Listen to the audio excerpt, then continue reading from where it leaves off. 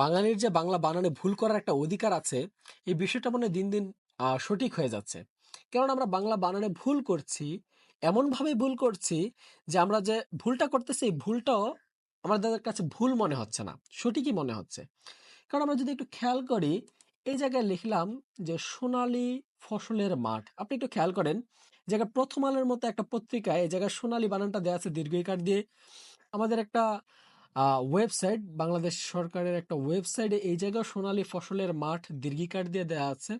আবার দৈনিক ইনকিলাব নামক একটা পত্রিকায় দেখেন সোনালী বানানটি রস্বীকার দিয়ে দেওয়া আছে। এখন কথা হচ্ছে ভাই, সঠিক বানান কোনটা?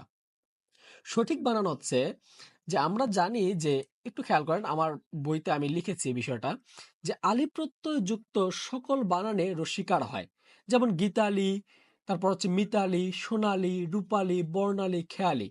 এখন আমাকে বলতে পারেন ভাইয়া, আমরা তো দেখি রূপালী ব্যাংক, সোনালী ব্যাংক এই বানানগুলোতে দীর্ঘিকার দেয়া আছে।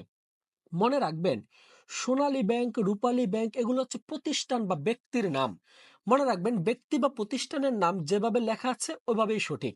কেননা আমরা রূপালী ব্যাংককে যদি আমরা ইংরেজিতে কনভার্ট করি, আমরা বলি না যে সিলভার ব্যাংক।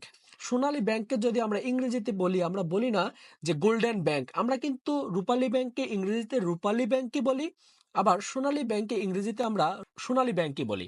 তাই ব্যক্তি বা প্রতিষ্ঠানের নামের ক্ষেত্রে যা আছে তাই হবে, কিন্তু আলী প্রত্যয় যুক্ত শব্দের বানানের ক্ষেত্রে রসিকার হবে। আশা করি সবাই বিষয়টি বুঝতে পেরেছেন।